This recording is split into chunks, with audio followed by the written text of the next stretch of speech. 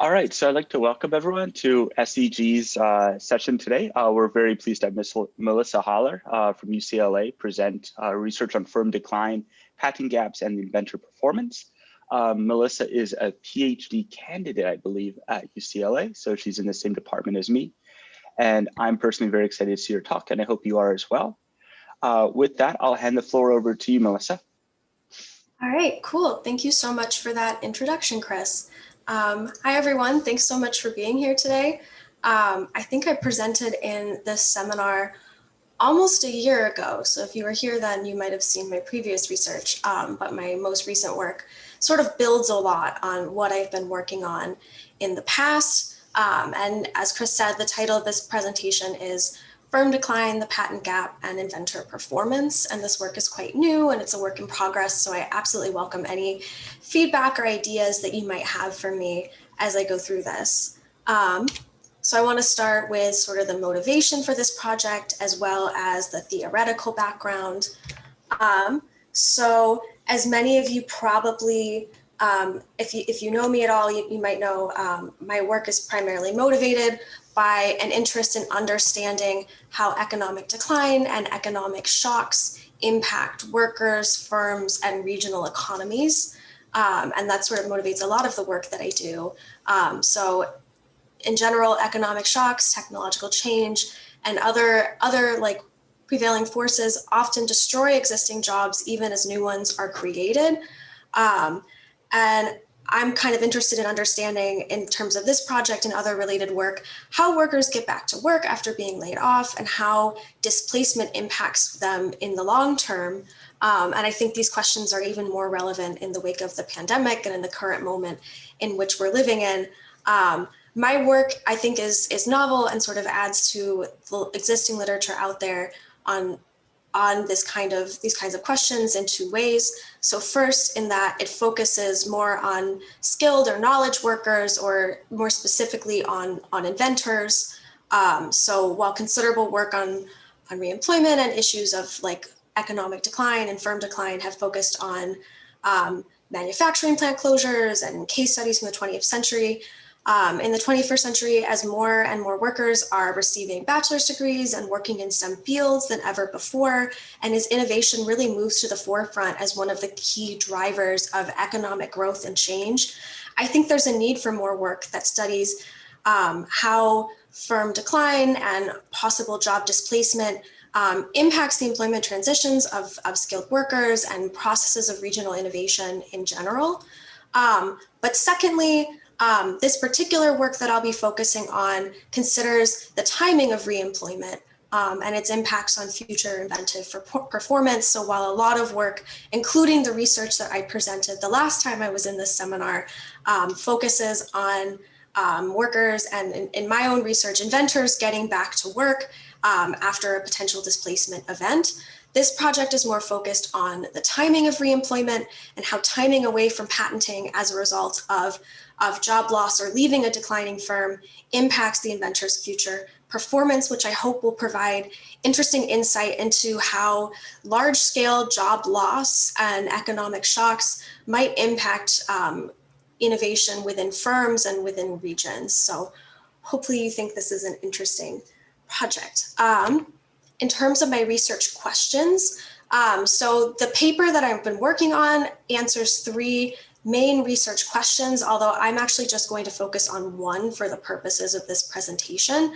But the first research question is, following displacement, what individual characteristics enable inventors to start patenting again more quickly after they leave a declining firm? I actually presented on this a year ago, but just sort of to recap, what I found in that research question was that inventors who produced more diverse and more valuable technologies and those who were generally more productive at patenting tended to patent again much more quickly after leaving a declining firm.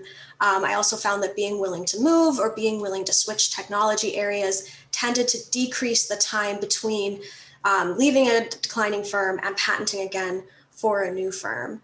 I also consider how this gap in patenting after displacement on average varies geographically. So is it easier to start patenting again after leaving a firm in some cities in the US versus others? And lastly, and I think which is really the most important question that I'll be looking at today, is how does a gap in patenting following a displacement event impact inventors' future performance? And how do things like switching to new technology areas or relocating to new cities, which are all positively help inventors get back to work more quickly, but how do those impact their future performance as they move to new firms? So in terms of sort of the theoretical underpinnings of this work, I'm interested in like, why does displacement, why might it potentially impact inventor performance? And can inventors produce new technologies as effectively as they did before they left a declining firm? And based on insights from the literature, I think there's a couple of key mechanisms as to why they might not produce technologies as effectively or as technologies that are as valuable after leaving a declining firm. So the first is that when an inventor is displaced, or if they leave a firm that's declining because they think they might be displaced, this ultimately means displacing them from their familiar firm environment, right? So inventors operate using particular routines, norms, and procedures within the firm or organization in which they work. And finding a new job entails adapting to an entirely new firm environment, which is a big adjustment for an inventor. Secondly, when an inventor leaves one firm and goes to work for another, this inevitably might involve some degree of skill mismatch as they adapt to their new firm. So an inventor's industry and occupational specific skills might not perfectly match up with the skill requirements of a new patenting job, and any skill mismatch or redundancy or need to acquire new skills in the aftermath of leaving a firm might slow down that transitional time for inventors and impact their future performance. Additionally, there's the issue of the loss of relational capital or the networks in which an inventor was embedded in their previous firm. So we know that innovation is not an individualized process, right? So it's carried out typically by teams of inventors in particular firm, industrial, and regional contexts. And being displaced from a firm, whether it's voluntarily or involuntarily, is necessarily displacing an inventor from that specific networked context. And then lastly, in a lot of cases, if an inventor or a worker are displaced from a firm in an industry that's declining in general, there might not be as many employment opportunities locally. So a lot of times inventors might be incentivized to move to other locations and regions to seek out employment opportunities elsewhere. And this also means that they're being displaced from their familiar geographic regions. So regions also have their own norms, institutions, practices, business culture, and other factors that an inventor is going to necessarily have to adapt to in the aftermath of moving to a new firm. And all of these different mechanisms, I think, suggest that we might see that an inventor's performance is going to decline in the aftermath of displacement. So why do I think timing and this like patent gap that I've been talking about, why do I think that this matters in particular? I predict that more time away from patenting or employment in general is going to amplify the mechanisms that I'm talking about. So for example, a longer time away from work or from a patenting position is going to increase the likelihood that an inventor might take on a job that's ill-suited for her technical skills if she can't find a similar position, particularly one in which she's able to patent. It might increase the likelihood that an inventor moves to a new city to find re-employment. And it might also mean that existing skills and connections deteriorate over time during that gap period. So for these reasons, I think that patenting again after a displacement event and doing so more quickly will probably lead to the best innovative outcomes for inventors. So next, I'm just going to move straight into my data and methods. So in terms of building the data, I'm using a similar data set that I've used for previous projects. Essentially, I'm using inventors on USPTO or US Patent and Trademark Office patent data between the years of 1975 and 2014 from the Patents View website. I'm looking only at inventors who worked for firms that have declined, because I'm only interested in inventors in the aftermath of displacement. And the way that I isolate these inventors is I first take firms with at least 100 inventors, because smaller firms tend to have more fluctuation in the number of inventors that they employ over time. And I don't want to grab firms that look like they're declining when they're actually not. So I grab the larger firms that tend to have more consistent inventor numbers. I looked only at firms in the US patent data that lost at least 50% of their inventors over time, and that decline had to persist. So I wasn't looking at any firms where like they lost a bunch of inventors and then they gained them all back.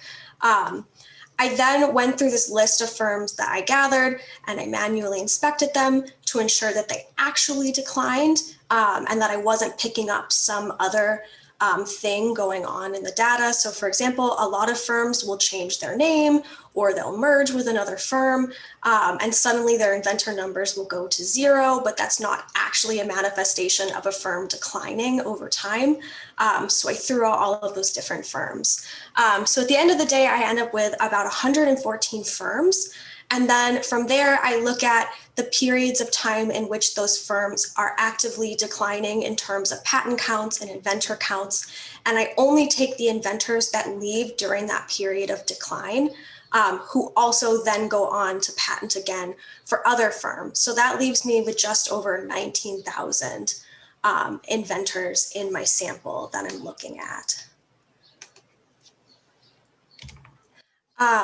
In terms of the gap period between displacement and patenting again for another firm. So this is measured quite simply as the years between the last patent that was produced for the declining firm that the inventor was working for and the first patent that they produce for a new firm. So during this time, the inventor, they might be unemployed, they might be underemployed, they might be just working in a non-patenting position, they might be seeking additional training, or they might be working in a patenting position and just acclimating to the new firm prior to patenting again. So there's a lot of different things that could be going on, but what we do know is during this time period, the inventor is not necessarily producing patents, and that's something that we can measure. So I generally assume that the longer the gap period is, the longer that transitional period is for the inventor after displacement in terms of getting back to patenting. So as you can see, this is just a really simple histogram kind of showing you the distribution of that patent gap variable that I'm looking at. Almost all of the inventors get back to patenting again by about 10 years, although some take a really long time to get back to patenting. Because of the methods that I'm using and the structure of the data, I'm going to be primarily looking at inventors who patent again within around the first 3 years, which is the majority of those inventors who do patent again, compared to people who take much longer. And you'll get a sense of why in a minute. And I'll pause for questions on the methods when I get through the end of this section if anyone has any questions. So in terms of the methods that I'm looking at, I'm going to be using propensity score weighted regression to assess the impact of patenting again in 1, 2, or 3 years on inventors' future performance. So propensity scores for me solve for a big endogeneity problem. So if inventors who patent again more quickly are also just generally inventors who are more talented and productive overall, regardless of what firm they're patenting for, then these initial characteristics are probably going to be driving my results. And I really only want to compare inventors in each patent gap group to inventors with similar characteristics who are equally likely to have patented again. So the propensity scores that I'm calculating match inventors in the treatment group. So for example, inventors who took less than a year to patent again, to those in the control group with similar characteristics. Essentially, I use logistic regression to identify matched pairs in the treatment and control group that theoretically should have been equally likely to receive the treatment, which again is patenting again in X number of years. Inventors are matched by characteristics that I measure that they exhibited while working for the declining firm, so prior to displacement characteristics. I then use linear regression with the treatment variables, which I'll show you in a bit, a bunch of different controls which aren't particularly important, and then these propensity score weights, and I use weighted regression, which I think is preferable to simply just comparing matched pairs, because it allows me to use all of the data in my model while weighting matched pairs more heavily. So it just allows me to utilize a lot more data.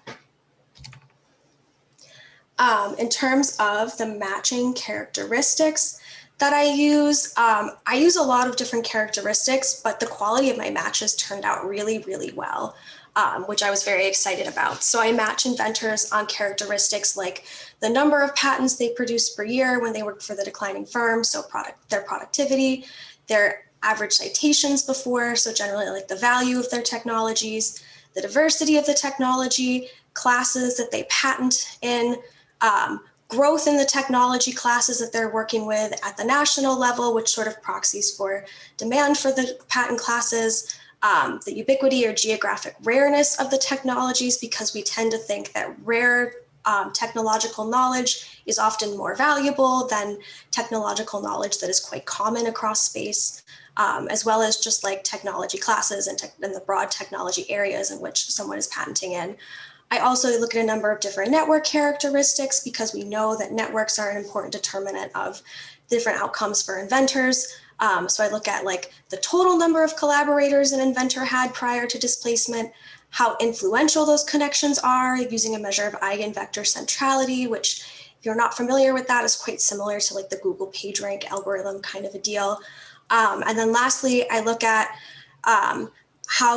how many geographically distant connections an inventor has, because sometimes we might think that having more geographically distant connections might be valuable in the employment search versus only having a lot of connections within the firm in the local area.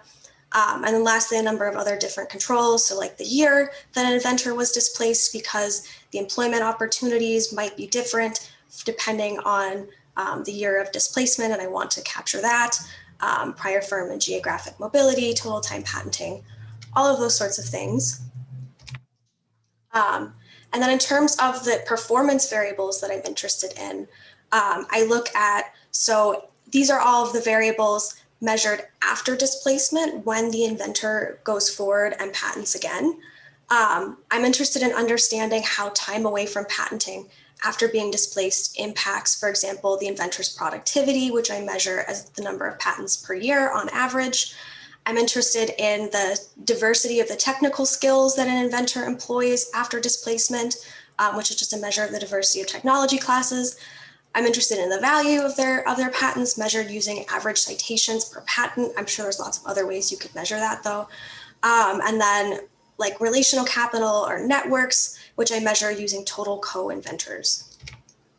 And then lastly, just to make it super clear, the treatment groups that I'm looking at here are first individuals who patent again in less than 1 year, which is a large number of inventors. I'm also looking at inventors who patent again in 1 to 2 years and in 2 to 3 years. I don't look at other year groups, in part because as I move into later year groups, the size of my treatment and control groups get smaller and smaller, because I'm only comparing inventors who patented in less than X number of years to those who took much longer to patent. And so the quality of my matches just deteriorates as the number of years gets larger. So I only look at those years just to make sure that my findings are robust. I'm also interested again in the impacts of patenting again more quickly, but doing so in the same technology area. So that's people who patent again in at least more than 50% of the same technology classes that they were patenting in prior to displacement. And I also look at those who patent again in less than 1 year, but who move to a different city, just to get a sense of how these different aspects might impact the benefits of patenting again more quickly. So if anyone has any questions on the methods real quick before I move forward, I'd be happy to answer them now. Yeah, so if anybody has a question that they'd either like to type in the text box, or you can also unmute yourself and ask a question out loud as well for Melissa, if you have one on anything up until this point. While other people might be formulating their questions, I had one about matching, and it's so if I I think that your chief kind of variation on the explanatory side is going to be the time lag between the gap of patenting. Does this mean you can also match inventors within the same firm because the firm is at the treatment unit then? Yes, you could match inventors by firm. The reason that I don't is because I wanted to make sure I was matching inventors whose inventive characteristics were as similar as possible. And if you limit to only inventors within the same firm, there's not as much variation to exploit there. And there's also differing numbers of people within each firm that are patenting again. So like, for example, if I had a firm that had 500 inventors that all patented again, I might get really good matches within the same firm. But at the same time, if I have a firm where like, there's 400 inventors, but only 100 of them patent again, or only like 50 of them patent again, the quality of those matches are going to be a lot less, are not quite as good because there's not as much variation in that pool of inventors. So for me, I just thought that might limit my matching a little too much. So I decided not to do that. So yeah, does anybody else have any questions that they'd like to present now?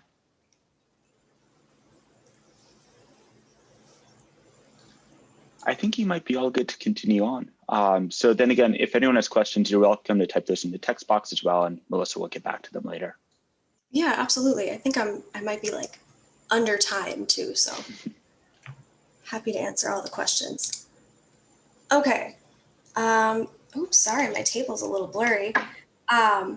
But so this is just some descriptive statistics to give you like some average stats by the number of years in the patent gap for the inventors in my sample. And the reason why I show this is you can clearly see the endogeneity problem that I'm working with and why I wanted to use the propensity score matching methods, because if you look at inventors who patent again in less than 1 year, so those are the inventors that patent again much more quickly, you can see their technologies are more diverse, and technology diversity sort of declines as you go through the different year groups. They have significantly more collaborators before displacement than people in the different year groups, and that again really declines over time with each additional year away from patenting. They have slightly higher eigenvector centrality. They have more geographically distant connections. They tend to patent in technology classes that are growing at the national level slightly faster. They have more average citations. They're more productive. So in general, we're finding, as I mentioned, I had a previous model that kind of looked at this. But in general, like inventors that are more productive, that are generally more talented or so, tend to have a much shorter gap between being displaced from a declining firm and then patenting again. So by utilizing the propensity score matching, I'm hoping to get around some of this problem. Also, I have the average of some of the different performance variables. This is actually an old version of the table, so it's missing one of my variables. But in the light gray in the table, you can see different characteristics after displacement. And you can see that people who patent again more quickly generally have higher productivity values on average. They produce slightly more diverse technologies, and they also have more, well, the average citations was kind of a weird thing, but I'll talk about that in a minute. But this kind of gives you a sense of what I'm working with. I also just looked at the geography of the gap, which kind of gives you a sense of what that gap looks like across space. So here I looked at the median patent gap, just because people in who had like really big patent gaps tended to kind of skew the average. But so you can see places that are in dark red are places where inventors typically patent again more quickly. Places in purple are kind of intermediate levels of the patent gap. And then places in blue are those places where inventors typically take a lot longer to patent again. And I've also scaled the different points on this map by the total number of inventors in my data set that are patenting again in each city. So obviously these numbers don't correspond to all inventors working in a particular place, but these are the inventors in my data. So I guess the pattern that kind of emerges, which might be a little bit hard to see because there's just so many cities represented on this, is that it seems like in larger cities, the median patent gap tends to be a bit lower. So you can see that looking at like New York on the East Coast. You can see even like some of the bigger cities in the Midwest tend to have slightly lower patent gaps. Detroit seems to have a really low median patent gap compared to other places. If you look at the West Coast, it's probably unsurprising that San Francisco and the Bay Area, the median patent gap is quite low, as well as like Los Angeles and San Diego and Seattle up at the top. And then the places that are in blue that have the significantly higher median patent gaps, those tend to be more typically smaller cities throughout the United States, although there is quite a bit of variation amongst the smaller cities represented in my data set. So I'm hesitant to like make a really strong claim about that. But I thought this was just kind of an interesting aspect of this to look at. So getting into my results now.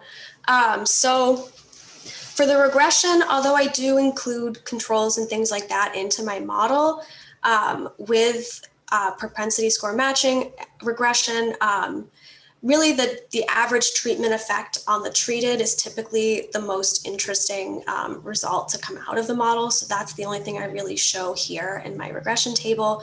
And that is essentially the effect of being in the treatment group on the different outcome variables that I'm looking at when you control for a number of different characteristics and you include the propensity score matching weights in the regression.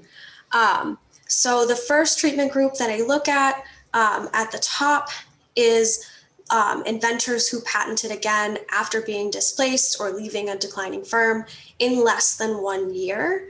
And as you can see, again, I look at the diversity of technological skills that an inventor is using after being displaced, their productivity or the number of patents they're producing per year, the number of citations that their patents receive on average, and the number of co-inventors that they have after being displaced. And as you can see, there's a pretty strong positive effect of patenting again more quickly, particularly in less than a year, on those different outcome variables. So you'll see inventors who patent again in less than a year produce more diverse technologies. Their productivity is fairly substantially higher. They have more average citations, and their co-inventors on average are quite a bit higher. The other interesting aspect is when you then compare inventors who patented again in less than 1 year to the other year groups that I'm looking at. So inventors who patented again in between 1 and 2 years, and those who patented again in between 2 and 3 years compared to the other inventors in the sample. So here you can see in the 1 and 2 year group, there's still a positive and statistically significant impact on technological diversity, but it's about cut in half compared to inventors who patented again in less than a year. The productivity effect, again, still positive and significant, but quite a bit smaller in terms of the effect size than the other treatment group. Average citations actually increases with the number of years that an inventor takes away from patenting. I can't say for sure what might be driving this effect. The only thing I could really think of is maybe if inventors are taking that patent gap time to like seek out additional workplace or like on the job training or go back to school or like anything like that, that might enhance the value or the significance of their technologies, but I really don't know what's driving that effect.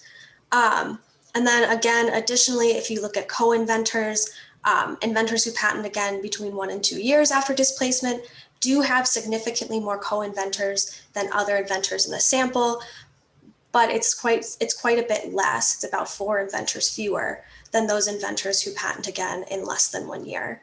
Then if you look at inventors who patent again between 2 and 3 years after displacement, compared to all of those inventors who took longer to patent again, again, you're seeing still a positive effect on technological diversity, but it's slightly less than the previous treatment group.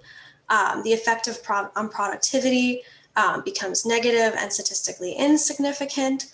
Average citations still quite high and significant, relatively equivalent to the previous group. And then lastly, the number of co-inventors again decreases, but is still positive and statistically significant for those inventors who patent again between 2 and 3 years. And then lastly, I was interested in looking at, I was curious to know if inventors who were able to patent in roughly the same technological field, how that impacted the impacts on these different outcome variables. So I look at inventors who patent in less than a year, and who also managed to do so in the same field. So that's a little bit over half of the inventors who were in the original treatment category. And here we see the impacts on technological diversity are about doubled. So that seems to be enhanced by working in the same field. The impacts on productivity are also increased. Average citations, slightly lower. Again, I'm not totally sure what's going on with the citation variable. And then in terms of co-inventors, inventors who work in the same field tend to have even more co-inventors after displacement than all inventors in general who patent again in less than 1 year. And this is a pretty intuitive result. Like, we would expect that transition to be quite a bit easier for inventors who are able to work in a fairly similar field and who are able to utilize similar technological skills after displacement compared to those who are unable to do so. And then lastly, I was interested in, so as I said before, often the decision to potentially move to a new city might be very attractive for a displaced worker, or more specifically an inventor, if there are more employment opportunities that are similar to the kind of employment that that inventor had before in other cities. So a lot of people do choose to move after being displaced from a firm. And so I looked at inventors who patented again in less than 1 year, who also moved to a new city to patent again. So that's a smaller subset of that treatment group. So it's only about 1,700 inventors in my entire sample who moved and patented again in less than 1 year. But the results were quite striking with this variable. So for example, looking at technological diversity, it's still positive, the effect, but it's weakly significant, and the size of it is quite a bit smaller compared to inventors who don't move, or just inventors in general. For those inventors who move, the effect on productivity becomes negative and statistically insignificant, so it's almost canceled out by the move. The average citations declines, but remains positive and statistically significant. And then lastly, the number of co-inventors actually becomes negative and statistically significant, which, as I mentioned before, may be because a lot of inventors' networks tend to be quite localized in the firm and the region in which they're moving, or in which they live. And when you move, you're necessarily going to have to rebuild a lot of those connections. And we can very clearly see that effect on co-inventors over time on those inventors who move. So in terms of my conclusions, so generally I find that patenting again in a year or less significantly improves inventors' performance post-displacement. So inventors do much better when they can patent again more quickly compared to inventors who take a lot longer to get back into patenting after leaving a declining firm. Patenting in the same technological field typically enhances these performance effects, while moving to a new city pretty significantly decreases them. The benefits of patenting again more quickly are significantly reduced with each year away from patenting, as we could see looking at those different year groups. The impacts of displacement on innovation may be the most negative in smaller cities that tend to have larger median patent gaps compared to places where inventors in general are able to patent again much more quickly.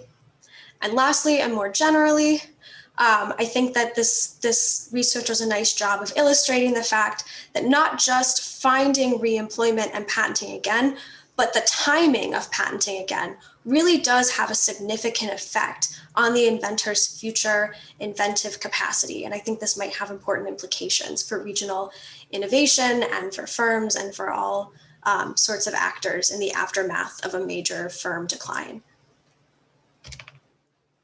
Thank you.